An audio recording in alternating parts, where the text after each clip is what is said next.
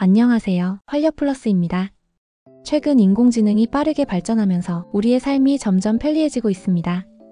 그러나 이 기술을 악용하는 범죄도 함께 늘어나고 있다는 사실을 아시나요?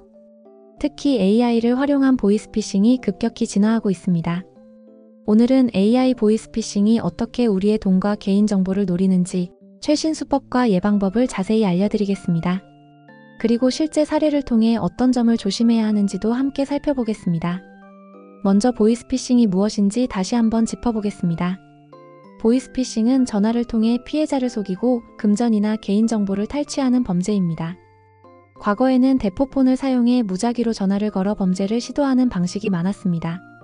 하지만 요즘은 AI 음성합성 기술이 발전하면서 피해자가 가족의 목소리라고 믿을 수밖에 없는 수준으로 정교해졌습니다.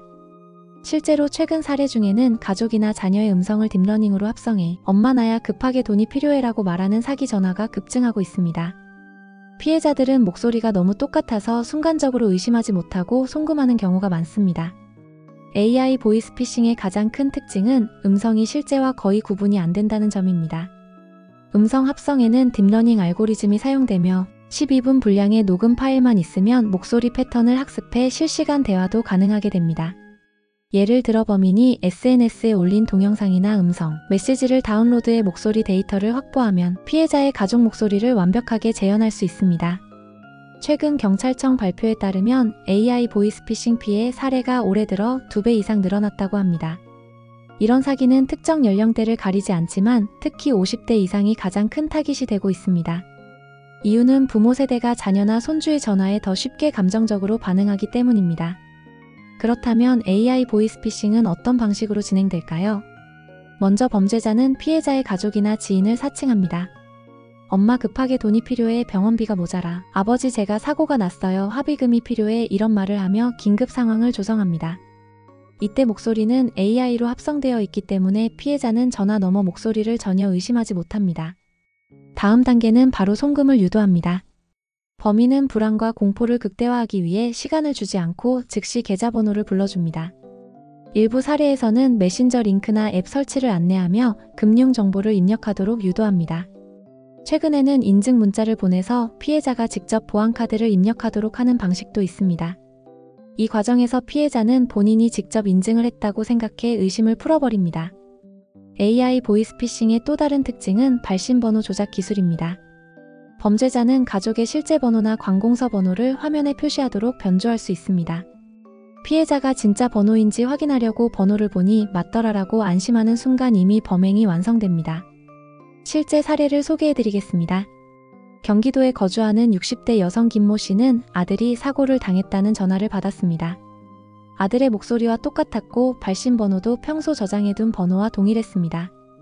"엄마 나 지금 경찰서에 있어. 사고를 냈는데 합의금을 빨리 보내야 해라는 말을 듣고 너무 놀란 나머지 1,000만 원을 송금했습니다. 나중에 아들과 통화해보니 아무 일도 없었고 그제야 사기라는 걸 알았습니다." 이처럼 AI 기술은 우리의 일상과 신뢰를 위협하는 수준까지 왔습니다. 그렇다면 우리는 어떻게 이런 범죄를 예방할 수 있을까요? 첫째, 어떤 상황에서도 전화로 돈을 요구받으면 반드시 직접 확인해야 합니다. 실제 가족에게 다시 전화를 걸어 사실 여부를 확인하는 것이 가장 확실합니다. 혹시나 번호가 같더라도 반드시 본인이 평소 사용하던 번호를 다시 눌러서 통화해 보셔야 합니다. 둘째, 긴급 상황이라며 계좌 송금을 재촉하는 전화는 무조건 의심하셔야 합니다. 범죄자는 감정을 자극해 판단력을 흐리게 합니다. 절대로 급하게 송금하지 마시고 가족이나 주변 지인에게 상황을 공유해 보시는 것이 좋습니다. 셋째, 메신저로 온 링크나 앱 설치 요청은 절대 클릭하지 마십시오. 대부분 금융정보 탈취용 악성 앱입니다. 넷째, 금융기관이나 경찰은 절대로 전화로 송금을 요구하거나 보안카드를 입력하라고 하지 않습니다. 만약 이런 요청을 받았다면 즉시 전화를 끊고 112에 신고하시길 바랍니다. 다섯째, 보이스피싱 방지 앱을 스마트폰에 설치해두면 의심되는 번호를 자동으로 차단하거나 경고 메시지를 표시해줍니다. 보안 업데이트도 자주 하셔야 합니다. 미국 연방수사국 FBI는 최근 AI 음성합성 사기를 사이버 범죄의 최대 위협 중 하나로 꼽았습니다. 그만큼 전 세계적으로 피해가 확산되고 있습니다. 경찰청 자료에 따르면 AI 보이스피싱은 단순한 사기 전화를 넘어서 앞으로 더 지능화될 것으로 전망됩니다. 예를 들어 특정 기관을 사칭하거나 목소리뿐 아니라 영상 합성까지 결합해 피해자를 속이는 수준으로 발전할 수 있습니다.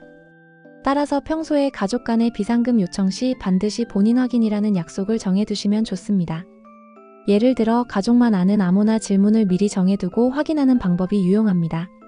만약 급하게 돈을 요청하는 전화가 오면 꼭 이 질문에 대답해줘라고 미리 약속해두면 사기를 막을 수 있습니다. 또한 최근에는 AI 기술이 진화해 전화를 걸 때 상대방의 말투까지 흉내낼 수 있습니다.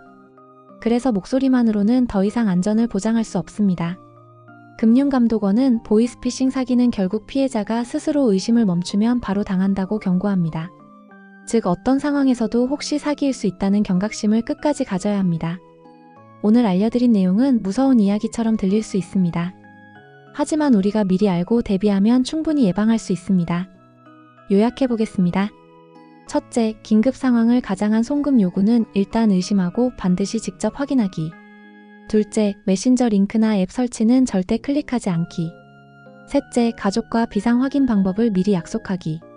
넷째, 보이스피싱 방지 앱과 보안 업데이트 유지하기. 다섯째, 조금이라도 이상하면 즉시 전화를 끊고 112에 신고하기. 마지막으로 가족과 주변 분들에게도 이런 정보를 꼭 알려주시면 좋겠습니다. AI 보이스피싱은 누구나 당할 수 있지만 모두가 경각심을 가지면 피해를 줄일 수 있습니다. 활력 플러스는 여러분의 안전하고 건강한 삶을 응원하겠습니다. 감사합니다.